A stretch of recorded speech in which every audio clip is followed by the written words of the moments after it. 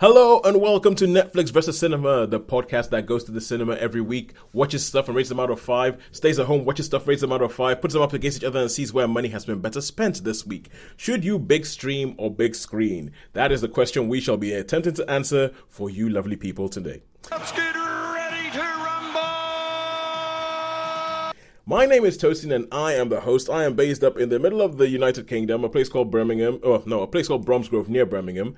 Joining me as always on the Isle of Wight is Sharon Bollen. Hello. And also on the... Oh, no. That's what I usually say when Sean is here. Sean is not here. So joining us from London is a London correspondent, Holly Nesling. Hello. Yes, straight...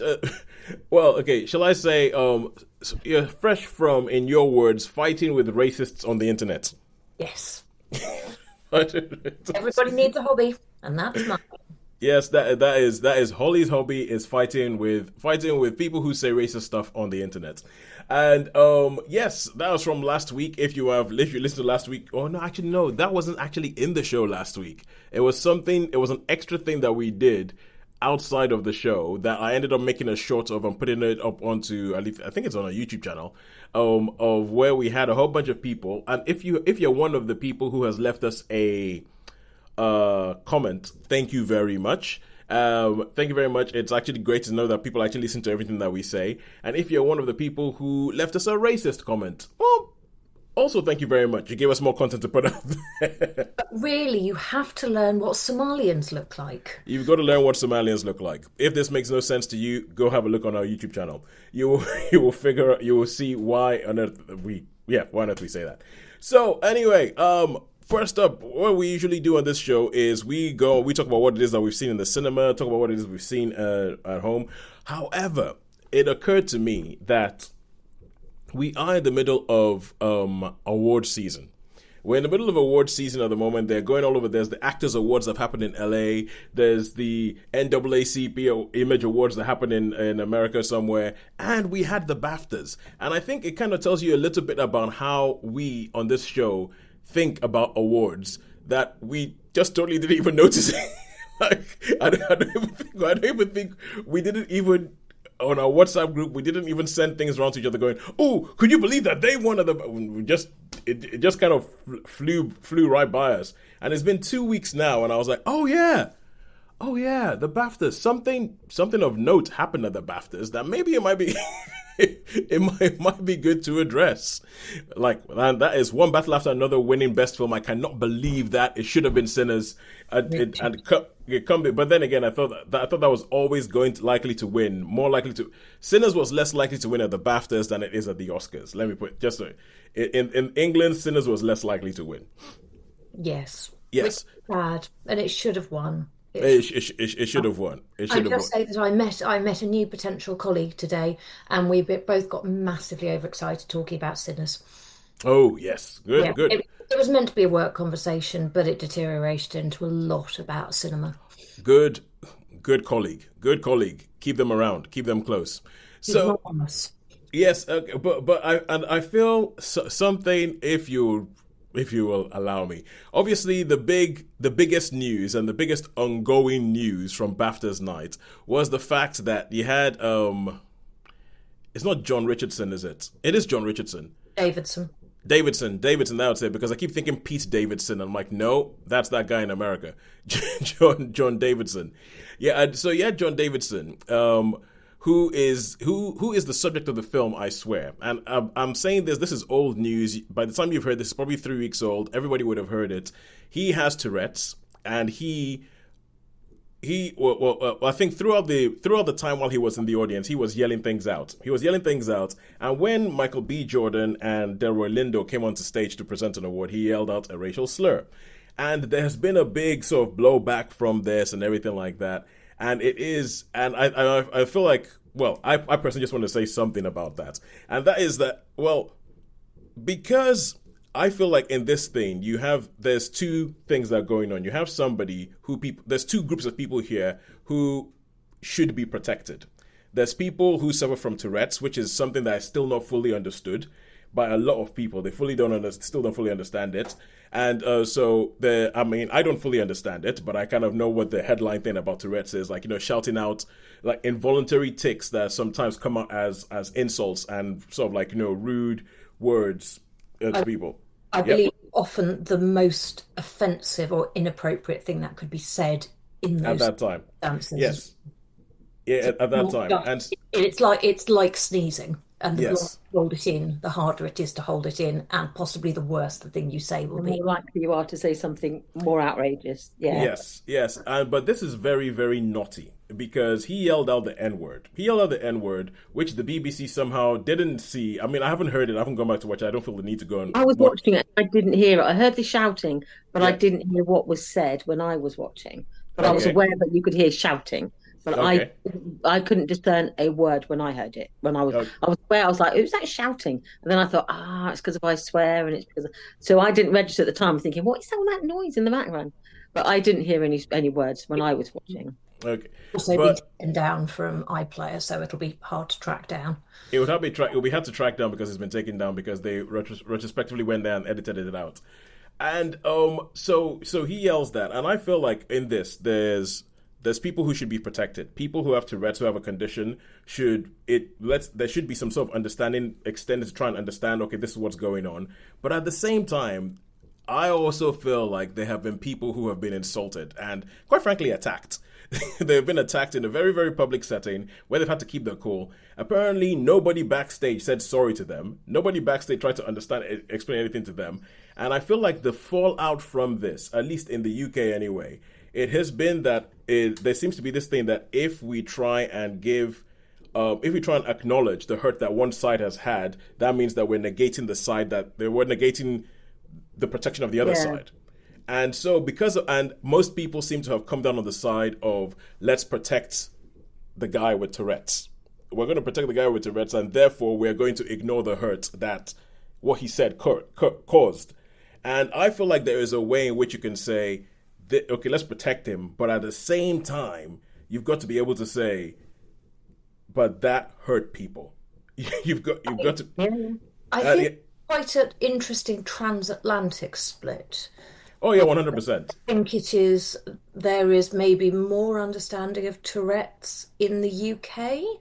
Yep. Which is not to say there isn't in the US at all. There is, but there definitely seems to be less, particularly given some of the jokes that have been put on SNL and the like, which are.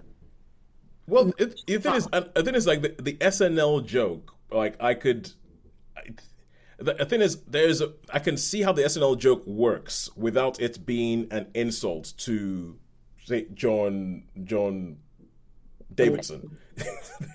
I've got my Richardson and Davidson's. I can see how that works because that's the kind of thing that I think even in the past. I remember there was a time when Eminem came out and claimed he had Tourette's because of the kind of things that he would say, and he tried to blame that. So that's kind of something that has happened. I mean, I think it's in the Black American community because you had Dion Cole at the NAACP Image Awards who did this prayer thing, and personally, I thought it was quite funny. I thought it was quite funny, and I thought that because the image, like the idea of somebody with Tourette's being in that crowd, I think is quite a dangerous and funny image, quite frankly. So I thought it was quite funny, but I know that there've been people like Piers Morgan who've come out and. I mean, I don't listen to anything that guy says because he always has his own stupid agenda, and I'm just kind of like, who's coming on and, oh, dare you, this is terrible, and everything like that. And I feel like what's happening is that there's just a lack of, and it feeds to what I think I'm talking about, which is let's protect the guy with Tourette's, but by doing that, we are going to negate the hurt that what he said caused.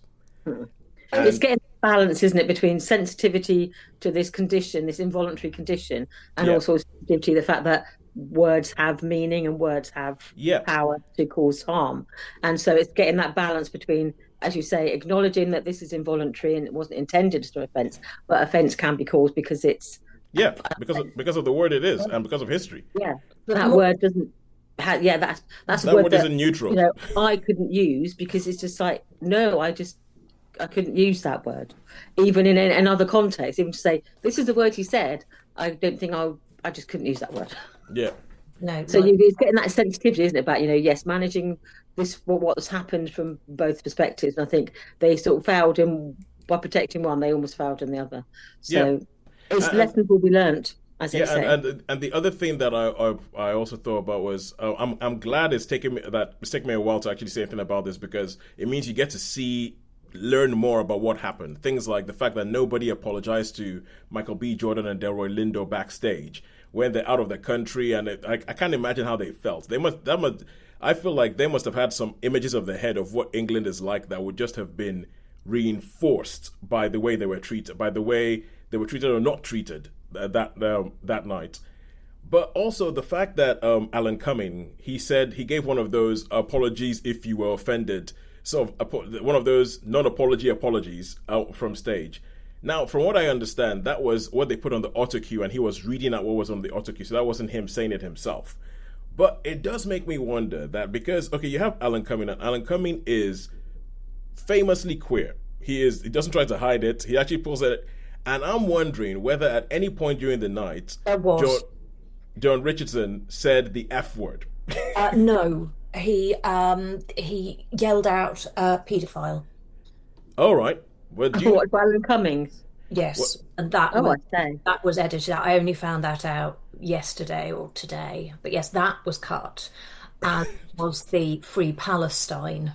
The Free Palestine thing was, yeah, but that, I mean, because that was from the stage. Different. Yeah, that's slightly different because it wasn't him saying it, and it was more obviously out there, I would imagine. But it's okay, because I was wondering about that, and I was wondering like pedophile is a bit I mean, because it's not as if anybody's ever accused Alan Cumming of being that. So it's kind of like, I guess we also don't know what else, it might have been.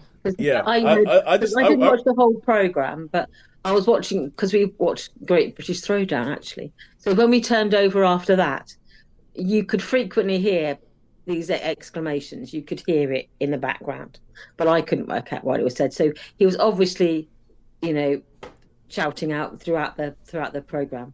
And he left apparently shortly after. He left early. Yeah, shortly after that he left. But I just wonder, like, if that, like, for instance, like, if he had said the slur towards homosexual people, the F word, if he'd said that to Alan Cumming, I wonder whether his reaction would have been as, apologies to anybody if you were offended. So it's, and it just, the whole thing is not only... I'm surprised, though, if they were aware that this gentleman was going to be there and that this is an involuntary thing, but you would think they would put something like a 10-second delay. There was a 2-hour delay. That was the thing, Sharon. There was a 2-hour delay, because I remember. Well, that's no justification for that then. Exactly. So that's the thing, right? I remember seeing, because obviously throughout the Sunday they started showing people arriving on the red carpet, and I was like, hang on, it's like 5 o'clock. Why the heck are they arriving on the red carpet at 5 o'clock in the afternoon? It's like this is and it was because the show actually happened 2 hours before they broadcast it as live. So they've got no justification then for not. No. Yeah. Yeah, and and everything I've heard, the thing is, because I was reading this thing about, they have like secret BAFTA voters, and they ask them about different things about the show, and a lot of the responses I'm hearing are coming down on the side of protecting the guy with Tourette's while ignoring the hurt that it's caused. And I think, and I feel like, and I'm not even saying that like that could be clipped up and make it sound as if I'm against the guy with Tourette's. I'm not. I think he has a condition that needs to be understood, but at the same time, I mean, even the stuff that he said himself, because he still has facilities, he still has agency, and even the stuff he's come out and he's said himself about it has sounded very weak. He's actually he's given a really heartfelt statement. I think it was yesterday or Monday. Okay. That went into much more detail, and said something along the lines of, whilst I will never apologise for having Tourette's, I am always sorry, and I'm aware, something along the lines of, I'm aware of the hurt that it can cause, and I'm... Okay, that's much better then. Happens. It was a really heartfelt thing, and I think we've hit the situation again that so many people can't believe that more than one thing can be true at the same time. Yeah. Yeah. and that kindness and compassion costs nothing. And I have to say, as somebody with a disability, I found the NAACP Awards joke really uncomfortable. But I'm also white, so it's going, so I've got 50% of the problem. I don't have Tourette's, obviously. Yeah. Well, not obviously, people can't see, don't know if I have See it. it or not, but I don't. But so for me, if somebody had been saying something like that, even in my absence, that indicated me and my disability, I would find that really distressing. And I wouldn't be able to see, so particularly somebody I didn't know. If it's somebody I knew, it would be quite different. But, don't mind, you guys teasing me. Not that you do, but if you did, it would be fine. But it wouldn't be okay. I have to say, probably because I'm not aware of the disability, but I have bipolar disorder. Okay. And I stopped going to a hairdresser because they were joking around across me about saying, "Oh, I have bipolar disorder. I reckon I do too." And neither of them did, and I actually found that quite upsetting. Oh yeah. So I stopped going there. It's not the most traumatic thing that's ever happened to me in my life, but it's how we all respond to things is deeply personal. I also know no offense was intended.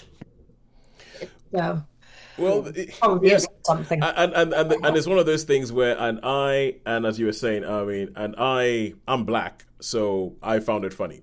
So, because I'm black, so I could find a way to finding it funny, but at the same time, knowing that it wasn't. The joke was not accurate as to what Tourette's is, but what I thought we're gonna get to the point. I completely get what you mean. Yeah. And if it weren't for my personal circumstances, I would probably have better been able to see the comedy in it. But because of my circumstances, it didn't come across as funny. Yeah. But that's again, that shows you more than one thing can be true, because I don't think you're wrong in finding it funny. I don't. That's not this isn't something that us not seeing It doesn't something have to be either or. It No, doesn't have to be either or. There's very little in life that is either or. I mean, as you know, my strong view is killing people bad, but Yes. that's mostly not an either or. Oh, sorry. So you say killing people, and I laugh, but Killing people's bad. Yeah. No killing people. So now we can move gets on. Controversial at the moment as well. So. Oh no! Because that reminded me of something I thought I had during one of the things that we're going to talk about this week. And thank you for giving me that way out of this conversation, Holly, into talking about films and stuff like that. And I just hope that I feel like there's a chance here for more understanding for more understanding about Tourette's, and also more understanding about the harm that words can cause, and more understanding that even though it might not be intentional, there could still be harm caused, and all these things need to be taken into account. And I feel like a lot of people who are commenting on it are ignoring one thing so that they can be angry about the other. Yeah, so exactly right, and generosity of spirit costs one nothing. Yeah. Oh, but the people who come out with this the best, Michael B. Jordan and Delroy Lindo. I actually read something today that said that might have done the Oscar chances no harm, the way they reacted to it. They looked uncomfortable, but they carried on, didn't they? So more power to them. And also because Michael B. Jordan won the Best Actor award at the Actors Awards. I'm like, okay, cool. Okay, I did not see that coming. But if One Battle After Another wins in front of Sinners, I still have to watch One Battle After Another, but never mind. But anyway, what did we see in the cinema this week? Let's go with that. Let's get on to that. Finally, Sharon, what did we see in the cinema this week? I saw Cold Storage at the cinema. Cold Storage! Finally, we got it. Oh, excuse me. Cold Storage. Holly, anything at the cinema? Nothing at all. All right, cool. And I saw Crime 101. I saw Crime 101 at the cinema yesterday, so yay me! I made this. It was actually quite funny because yesterday it was kind of like a Schrodinger's moment, because I was asking you guys, what do you guys see this week? Because I have a feeling that we might only ever get to see one. I'm only going to get to see one thing, and I don't want to go see the same thing that somebody else has seen because then we have less things to talk about on the show. And so I was asking, and Sharon was, I can't make it. I was like, okay, in that case, I'll go see Cold Storage. And then you were like, I can go see Cold Storage. I'm like, okay, cool, Crime 101. Quick, change that to I saw your message, and then I looked over and I saw a brother, and I was like, "Do you mind taking responsibility for Pooch?" And he was like, "I can do that." I said, "Right, I'm going." quick before you use mine, get out of here. Yeah. All right, cool. So Cold Storage and Crime 101. And what have we seen at home? I have seen on Holly's recommendation, Mr. Nobody Against Putin. Yep. Yeah, so on Holly's recommendation, I thought, so we've got to, I've seen that. I also saw that. And I have also seen it. It seemed like a good one to watch as it is up for Best Documentary at the Oscars. And it won at the BAFTAs. And it won at the BAFTAs. So it's a good one to prime us as well. And I have watched all of the latest series of Bridgeton now. Okay, cool. Yeah, let's do that. 1 million episodes. Okay, cool. Because I wanted to watch that documentary, I have put off till next week A Night of Seven Kingdoms. Okay, cool. I'll bring that next week. You haven't finished watching that? I've got 2 episodes to go because I was going to watch it last night, but then I thought, no, I'll watch the Mr. Nobody one I'll up that up the list. Okay, cool. Good stuff. All right, cool. All right, let us kick off then, and let us after we spend so much time talking about social issues, let's talk about Cold Storage. So, Sharon, tell us about Cold Storage. Cold Storage is a bit of a throwback film, actually. It reminded me of something I would have seen straight to video 40 years ago. But for all that, it was fun. It was a bit of a romp. But if the story is, when Skylab, the circling sort of space station, it crashed to Earth in 1979. But what we didn't know, it had a little passenger on board, and that passenger was in the form of a deadly fungus that infects people and does really nasty things. And this Skylab thing with the passenger landed in Australia in the outback, and the locals thought, we can make some traction out of this. So they brought it into their town and created a Skylab museum where people could come and see this thing. And then one night, all unpleasant things started to happen, and pleasantness was abounding. And so a team of crack experts who deal with sort of like unusual activities and things went in there and secured this object and sealed it in a secure NASA facility. Fast forward 18 years, that NASA facility has been downgraded and has been converted into cold storage, into a storage facility, where the lower sort of 4 floors have been sealed off, and the entrance to this facility has been sealed off. But the top 2 floors, as far as the whole world is aware, is just a normal storage area where people have their little lockups to keep their stuff. Yeah. The 2 people who work as late night security, there's a young man and woman. They're both working minimum wage jobs. He's an ex-con. She's a single mum paying her way through college. They can hear this alarm going off, and they keep hearing this beep. And so they go to investigate. And when you investigate a beep going off into a sort of formerly secret government bunker, good things don't become of that. So chaos ensues. And then Liam Neeson and Leslie Manville turn up to save the day. They're the ones who actually saved the day in 1979, and now they've been brought back out of retirement to see if they can sort out this mess again. And a mess it is. So, plot-wise, you don't need to know a lot more about that, but this sort of green fungus does unpleasant things to people. I thought it was a bit of a romp, actually. I think it's the second I saw Liam Neeson's third build on this, I thought this could be good. Guy, I don't know why, but there was something about the fact that Liam Neeson took his time to be in this film and not be the head of it. I was like, this could be good. There's a twist about, because we know him from his Taken days and all this. There was a little bit of twist. They've actually played on that image really quite well in this, so I thought that was quite funny. But yeah, there are some funny moments, and what I liked about it is actually I thought there were loads of nods to cinema of like that in my sort of days of video nasties. I think there was a clear moment that related to World War. I call it World War Z because Yes. I'm not going to say Z. Yes. It's a silly way of saying a letter of the alphabet. So for me, it's World War Z. That's it. So there was a nod in there. One of the characters suddenly starts doing that teeth thing, that, and then sniffing around. So to me, that was straight out of there. There was a scene that I thought was straight out of Dawn of the Dead, where you see some bikers turn up, and some of the way their look was a bit. I thought, yeah, this reminds me of George A. Romero's Dawn of the Dead. And there's another nod because of the bunker situation to Day of the Dead.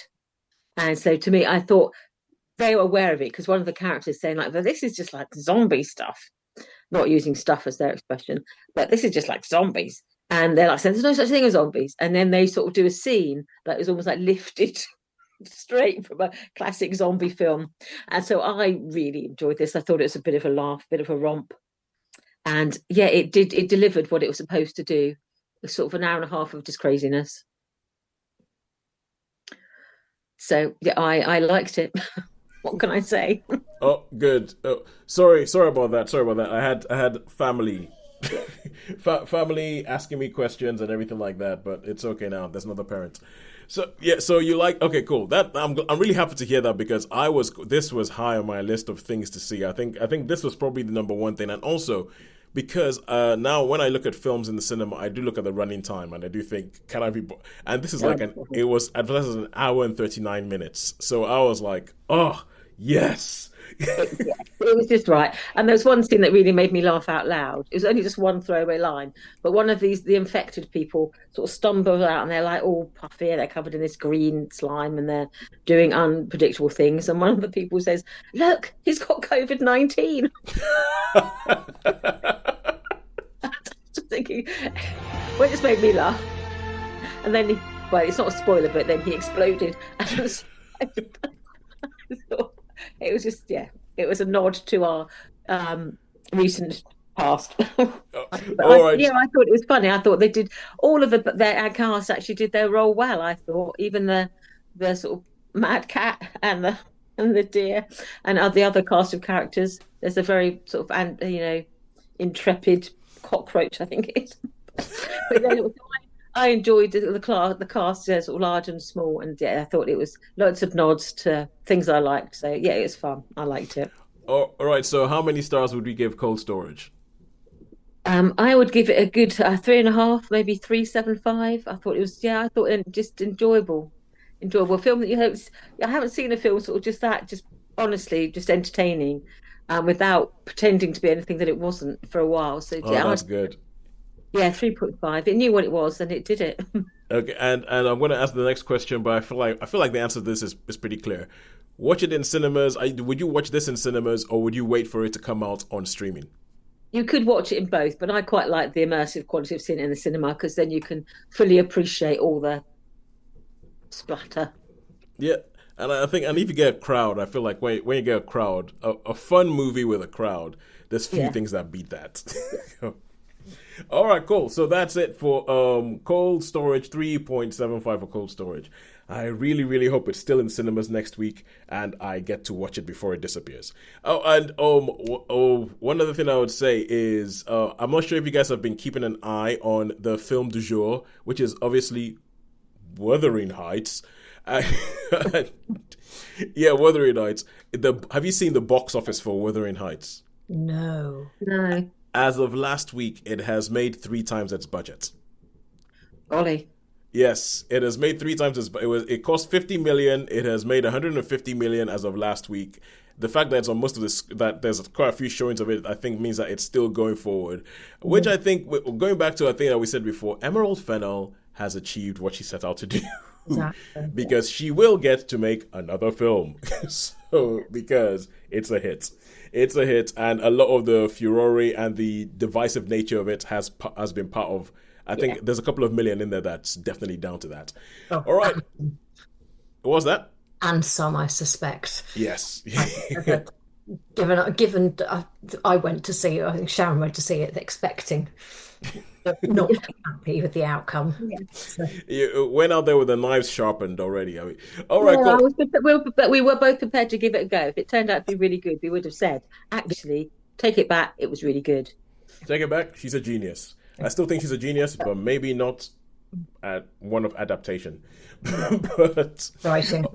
yeah, so all right, cool. And now we're gonna go over to to streaming and stuff, and we are going to talk Mr. Nobody versus Putin. So, or is it against Putin? Against It's Putin. Mr. Nobody against Putin. So, Holly, I'll let you take this away because you are the one who turned us all onto this.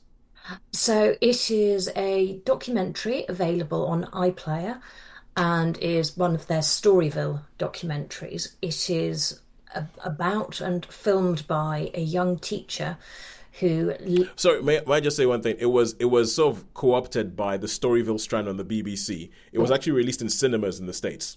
And many bits of the world it's been released in cinemas, which is why it's in the running for BAFTAs and Oscars and all that. But the Yeah. BBC, because they provided some of the, sorry, I went into a rabbit hole about this. They provided some of the financing to make it to get it, and they did a lot of the rigorous checking at the end of it to make sure that ain't nobody going to get sued. They did a lot of the rigorous checking by going through that thing. yeah. So they Bob, I think part of that deal was that they put it into their Storyville strand on BBC iPlayer in the UK. But sorry, carry on. Yes. So it is it's about a young teacher in Russia in what is the world's most polluted town. It's by a copper processing plant. It has a life expectancy of 39. It is his home and where he'd grown up, in a place that he loves deeply, and it begins of sorts around the Russian invasion of Ukraine, Yeah, and he documents his engagement with his students and their personal progressions through the war and the what's happening in the school, what the messages coming down are from the Russian government. yeah, And what one sees is, I don't think there's any spoilers in saying, is the increasing militarization of schools, the training of children to think of themselves as future soldiers, the encouraging of young people, young men, exclusively insofar as I could tell, yeah, yeah, to join the army, even in the awful conditions that there were. You could see the realities of what people were experiencing, the tragedy of it all. These young children and teenagers, and what they are, watching them go from being bright and excited young people to drained 18-year-olds who yeah, you can see the weight of the world is upon their shoulders at a point in life where it shouldn't be. And he goes through all of this, the behaviors of teachers, what is encouraged, what is supported, how the narrative must be followed, even though we know the narrative that is being fed to people is false. yeah. He obviously knows that it's false as well. There's some very bizarre points that are being, I think, about the UK, that are being said as fact by one of the teachers. You go, what? Yeah. No. That guy. I feel like. I feel like I don't mean to sort of like stereotype or anything like that, but he has a look. That guy has a certain look, and let me just say, if it was the '80s, he would totally have been cast as a bad guy in a Bond film. Yeah. Maybe not the top guy, but like the second in charge who does all the running around and killing people. He would totally have been cast as that guy. Yeah. And there was a point as the program went on, or film went on, where I actually felt very sorry for him, which I hadn't expected to reach the point of. But you could just see and feel this toxic. When he won this award, you could Yeah. see that. Yeah, it did make you feel sad for him, actually, didn't it? Where it said, "Oh, they do love me after all." and you think, oh, that makes you feel you're Because being manipulated and the people are being manipulated. yeah, it was just watching sort of waves of well constructed in many ways unhappiness. Yeah. And it was quite beautifully done, I thought. And it goes through him, the teacher himself, getting away from Russia, as he obviously had to do in order for the documentary to be Yeah. made, or, collated and everything else. Yeah, yeah. As I said, I've been on a rabbit hole today, just sort of like going. Okay, so just finding out what happened and where he. Well, they don't tell you where he went, but No, because obviously they want to protect him, don't they? yeah, but you get an idea of how this film was made, and this film, the way this film was made, is pretty much a spy novel in itself, or a spy story in itself. And I remember watching this. I found myself a little bit conflicted because especially when it comes to Russia. I mean, I grew up in the 80s in Nigeria, and everything we knew about Russia was done through an American lens, quite frankly. And that was a lot of propaganda. It was a lot of propaganda. So as far as we knew, Russians were just bad guys in action movies. That's what we knew, because it's like the second you hear a Russian accent, you think that's what. And so I was kind of like going, this is a film that's complaining about propaganda, but in itself, it could be propaganda. It's just sort of like in the other direction. So I was quite wary about this, and I was kind of like, okay, cool, but and also I also come from a non-Western country that has been a victim of being portrayed in a way that we didn't agree with a portrayal by Western media. So I was a bit wary. But even with that, I mean, I think what the film does well is that it shows, like, some of the shots that he does are just kind of like matter of fact. It's not like stylishly filmed. It's not like it's just kind of like him walking around the school with a camcorder. And some of the moments, I were harrowing. Yeah. They were some of the moments were harrowing. Some of the moments, and this is a film in which to say you don't see anybody like suffer violence on screen. You don't see anybody die on screen or anything like that. But there's some bits that were just chilling when you were thinking about it, and you're thinking about the fact that these are children and what they're doing, and for me, I was just thinking about the damage that that the kind of rhetoric you're hearing is going to do, because these children are going to grow up and they are going to lose family members, and they are going to blame somebody other than the Russian government for the loss of the family members, which is just going to perpetuate. Like, it's kind of like, I think what we're going through at the moment is because stuff happened during the Cold War that was never really dealt with, and just sort of like it's coming back up now. And I feel like what's happening now is just going to it's going to translate itself 30 years down the line, and you're going to see what happens to some of these kids, what they think about their place and about Russia and about the rest of the world being against them. And I just thought, oh my God, this is chilling. This thing is never going to end.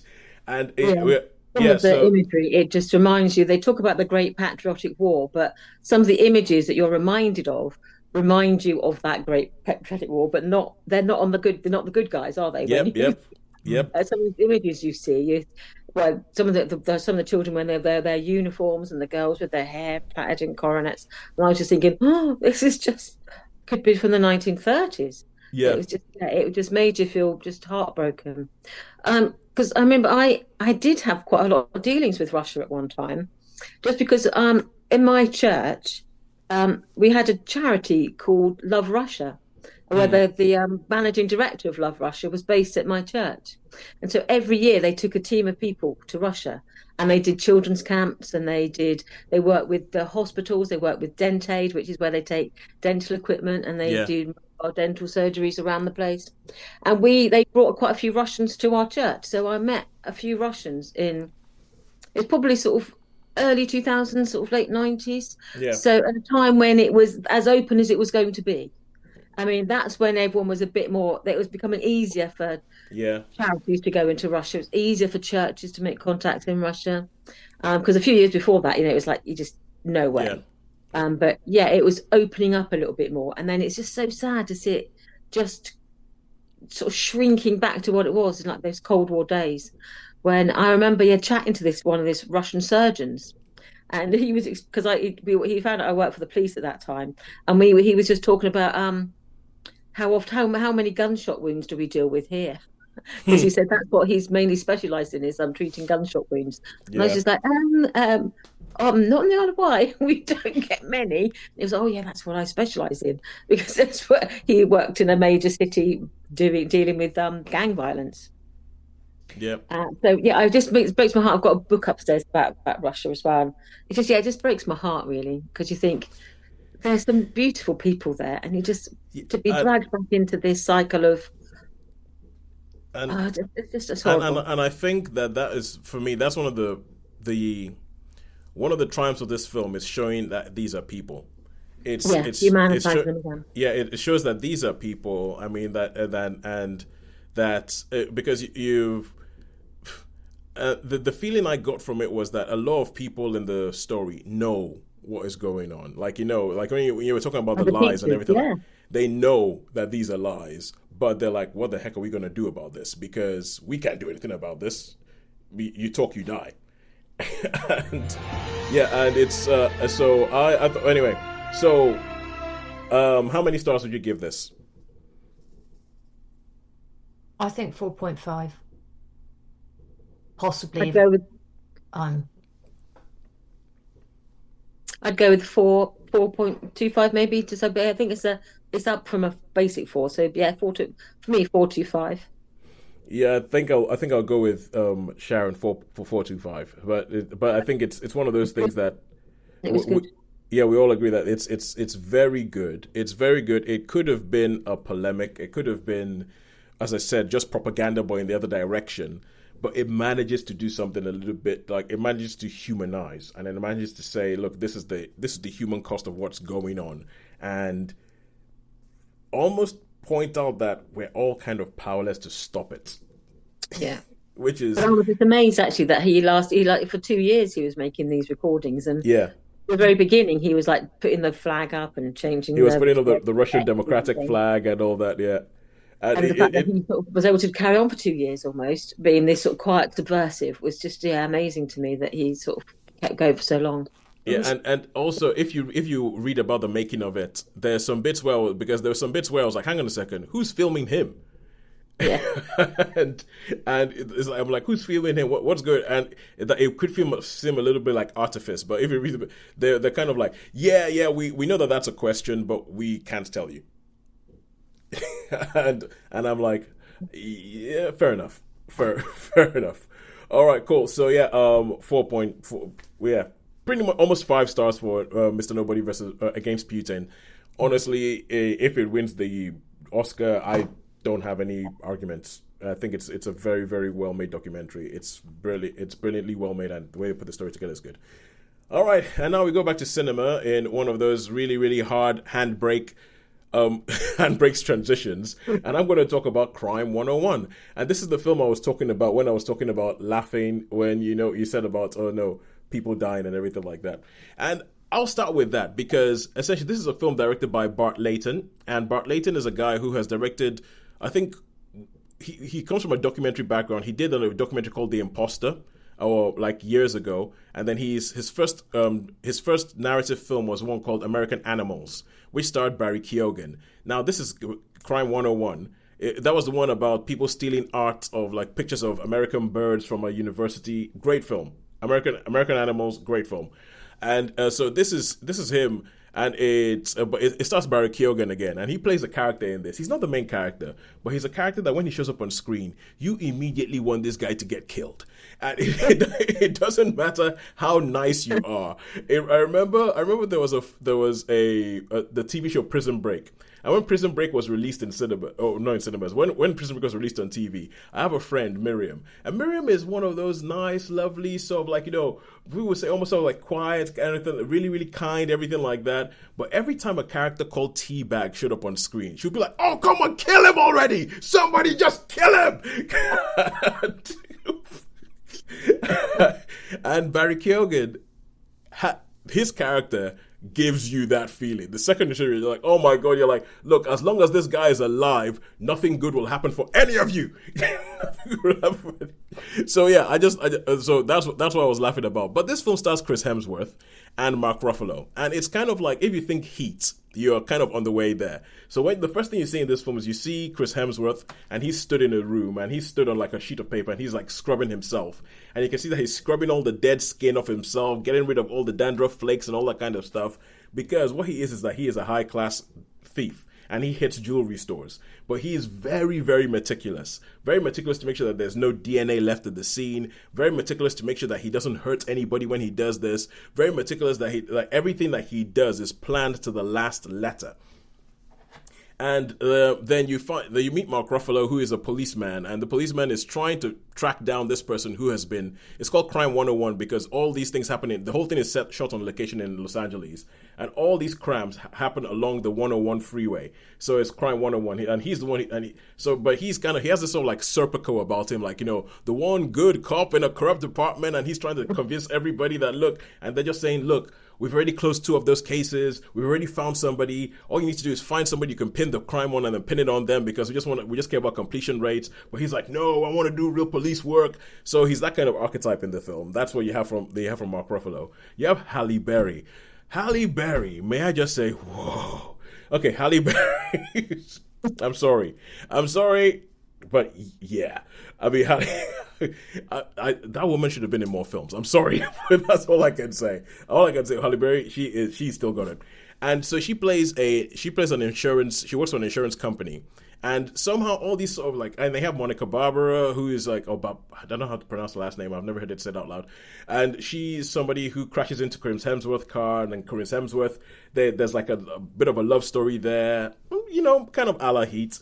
So essentially, this is the kind of film where we'll have a lot of comparisons to Heat, and a lot of them make sense. But this film is a lot of good fun. It is a lot of good fun. I think it is the best performance I've seen from Chris Hemsworth because this is Chris Hemsworth actually playing a character, and you realize afterward that it's not just him walking around going, "I'm Chris Hemsworth. I have abs. I'm going to take my shirt off now." It's like you realize that it's not just him doing that because he actually convinces you. He convinced me anyway that this is a guy who has no game with women. This is a guy who doesn't know how to, regardless of what he looks like. He is not comfortable in human interaction. And he really, really does convince that. And like in the scenes with Monica Barbara, I'm just really like, oh my God, yeah, he's doing this. He's convincing me. And it's like, I think the film is too long, mainly because they want to give everybody something to do. They want to give all the characters. So Halle Berry's in it. They go to great pains to make sure that she's not just like, woman in peril in the film. Or she's not just kind of, we need a woman for this. But this is the boy's story. Because it is a boy's story. This is the kind of story that is really about boys and their toys and them chasing each other and going, I'm going to get you, or I'm going to escape and all that. It is that kind of story. But it is very, very well made. I kept thinking, because I do think it's too long, talking about looking at the running times before going to the cinema. And I remember looking at going 2 hours, 20 minutes, and I was like, oh, for goodness sake. So I was aware of the time that the film was taking, but I kept finding myself being actually quite tense. And I kept finding myself just watching the film and kind of going, oh no, I was like, okay, Tosin, relax, let your shoulders come down. But I found it, and I think it's well done. It's really, really well done. I mean, I think but there is one bit, I think if Sean was here, Sean would have issues because he hates his car chases, and this being LA, there are car chases. It's an overhead car chase, isn't it? The what? It's an overhead car chase, isn't it? Actually, yeah. Okay, it's not. Okay, yeah. Oh, really hate it. Yeah, there are drone shots in this film. Yes, Sean hates the drone shots. There are drone shots in this film, but I think that they are used very, very well. They're not so in your face. But it's and then there are car chases. There is one bit where you think that I thought, hang on, but if you're that meticulous, why do that? But they kind of explain it. But I thought it was quite a good film.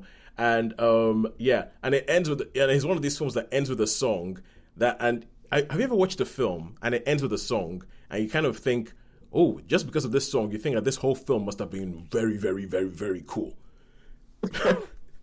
And there's a song called Glory by a band called Salt. Salt spelled like SALU, like the biblical Saul. And yeah, and that song, I think that song would just make you think this is the coolest film ever. Like the way the film, this ends that film. But all in all, I would give this a 4 out of 5. I thought it was good. I would recommend it. I think it is way above average. I think, especially for the kind of film it was, where it could just have coasted by the fact that we've got Mark Ruffalo, we've got Chris Hemsworth, we've got Halle Berry, for goodness sake, and it could have coasted on that, but it doesn't. It actually tries to give you something. It has Jennifer Jason Leigh in it for one scene. I mean, it's like, yeah, and it actually tries to give you something. I would give it a 4 out of 5. As to answer the question that we ask now as to whether you should see this in the cinema or wait for it to come on streaming, I'll say go see it at the cinema. Go see it at the cinema. It's good. And as I said, Chris Hemsworth, best performance that I've ever seen from him in a film. Right, and now Sorry, that just reminds me, we're talking about the music. I would have to just say one little extra thing about Cold Storage. Yeah. The song that closes the film, the end credit song, is an act of genius. When you hear it, you'll know. It's a genius choice to end the film on.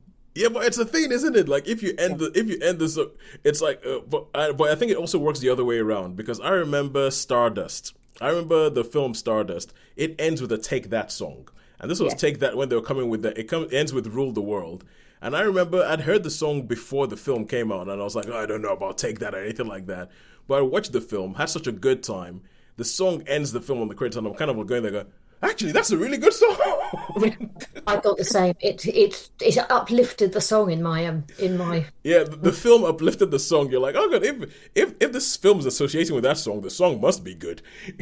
And it's like, all right. So clearly. Yeah. All right, cool. And now we get onto a show that I feel like I've watched, but mostly over my wife's shoulder, because I do come in every now and then, and I get her to just sort of stop and say, so what's happening now? What's happening? Who's the idiot? What's going on? What does Queen Charlotte think of this? and this is Bridgeton season 4. So Holly, take it away and tell us about Bridgeton season 4. Okay, I will be surprised if I manage a whole 5 minutes on this, but never say never. So it is the 4th adaptation of a Bridgerton book set in Regency London, approximately. Yeah. In an alternative reality where where the Queen is black, the court is a whole varieties of races, and nobody comments on it, which is a very nice bit of not quite colourblind casting, because it's conscious. And we have been through 3 of the Bridgerton siblings and their love stories and getting married, and we make our way onto 4, actually. Yes, well, that's true. 4. So we are married last season. Yeah. So we are now on to Benedict, who is a terrible rake, who's been off having a marvelous time with ladies and gentlemen and all sorts of people, and is known in society for being charming and handsome and no good. Yep. And he at the same time, we have a very nice family of a mother and her 2 daughters living nearby, and a servant whom we eventually establish is her ward, and was taken under her wing when she married her last husband, who inconveniently died. No, spot something that feels a little bit like a Cinderella story building up here. We have a ball, and at the ball we have the charming Benedict meets this very beautiful young woman wearing a mask, and he is charmed and delighted by her and thinks nobody in the world is more perfect. But then she rushes away and leaves behind a glove. At midnight. like magic. Simultaneously, we have I was watching this over my shoulder thinking, you can so tell that Cinderella's out of copyright. No, yes. So we simultaneously have Lady Whistledown, who has been outed as now Mrs. Bridgerton, who was Bridgerton at the time. She was Featherington. Penelope Featherington. Penelope Featherington, yeah. She is now Penelope Bridgerton, and everybody knows who she is, and the Queen desperately wants her to keep writing her scurrilous letters. There's all the interesting gossip going on, because the Queen... I love Queen Charlotte so much. Magical. And her husband is unfortunately having fairly significant psychotic break at present, so she is off trying to find ways to make herself cheer up. And yes, reading scurrilous gossip is the way to go. So, lo, we have this ongoing story of Benedict trying to find the beautiful woman whom it turns out is a servant, or is she? And lo, hilarity and a little sauciness continues. It's a lot less smutty than previous series, actually, I thought. I think Bridgeton was his smuttiest in season 1, and it's never really gone that way. It's gone more. I think it's focused more on the storytelling than on the smuttiness, which is something I have to admit I quite like. Yeah, I think it's an improvement. I have no objection to smuttiness, but I feel actually it is capable of telling a decent story. Yeah. So, it should do that. So it was filmed in or released in 2 parts rather on Netflix. I watched first however many episodes there were, 4. and 4, and then the next 4, it turns out, came last week, and I watched all of those in one evening, which was not good for my sleep cycle. But once I'd started, I wasn't going to stop. I thoroughly enjoyed it. It was completely silly, totally pointless, and very watchable. And I will give it a solid 3.5 because I'm going to give it a bit more than average because actually it brings more fun than its quality necessarily entails, and the cast are marvelous and the script is just funny.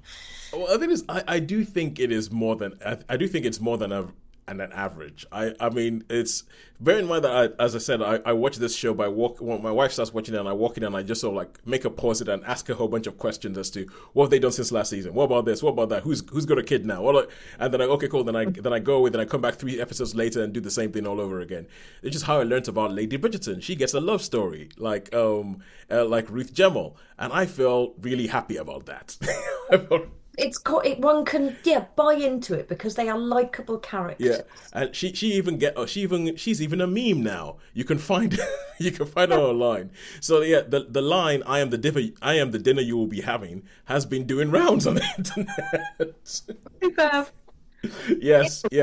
In the first episode, so I probably will work my way through the rest. But I've only seen the first one so far. Yeah, it is worth watching because it's joyously silly. I think Bridgerton is above average. I think it's definitely above average. And Adwa Ando as Lady Danbury. I mean, she's marvelous. She is amazing. I think I'm going to up it to a 3.75 actually.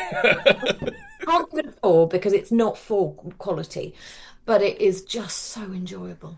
Yeah, it's very bubblegum. It's very candy floss. It's very marshmallows. Yeah, it is. No nutritional value. Yeah, 100%. So 3.75 for Bridgerton season 4. From the probably one episode and all the different bits that I've watched have come together to one episode, but I know what happens in the entire season. Yeah, I would agree. Quite. And yes, cool. So the only question to ask is like, who do you think has won this week, Netflix or cinema? Netflix. Oh, I think it's streaming, Netflix. Yeah. It is streaming. A lot of that being down to Mr. Nobody against Putin. Mr. Nobody against Putin. Yeah, I think definitely. But to be honest with you, this is a good week. It's a good week. Almost everything is within touching distance of a 4. So nothing has been crap. Yeah, nothing has been crap. Nothing has annoyed us. Everything has entertained us. Some things have made us laugh. Some things have made us cry. Actually, cry. Yeah, cry. Mr. Nobody against Putin is it's harrowing. It's harrowing, and it's but until next week, please do go onto our Facebook. I keep saying Facebook first. Why? Please go into our YouTube, go into our Instagram, go into our TikTok, and get involved in in one of our videos that is closely getting to like 10,000 views and has like it's over 70 comments on it now, which is more than we've ever had, and over 70 comments, Sharon. What the hell? And that was on what platform? That is on TikTok. It's on TikTok, and it's essentially both of you talking, and we've titled it "The Reasons Why Wuthering Heights Does Not Work." And my word, people are up in arms about this film. There are people who are up in arms against it, people who are up in arms for it, people who are up in arms. And so we put it up, and I didn't check it for a week. And then I came back and I was like, what the heck is going on? Because there were people who said stuff on there, and then people who came back at them, and we weren't saying anything because, quite frankly, we weren't monitoring that. We didn't realize what was going on. And then you've had people who said something, and people have started coming back and everything. People are saying, yeah, I totally agree with you guys when you're talking about this is not the book. And other people go, what the hell's wrong with you? Can't you see the apostrophe mark? Can't you see the inverted commas? And it's interesting. So if you want to have a go there and read, it doesn't take that long. I read through every single one of them. Ignore the badly spelt ones, which usually are the most abusive ones. I do not understand why that is. It's a direct correlation between education levels and levels of random abuse. Well, you see, I don't think it's that simple. I don't think it's that simple. Because I'm never. I don't like I don't like the narrative that people who have less education are dumber.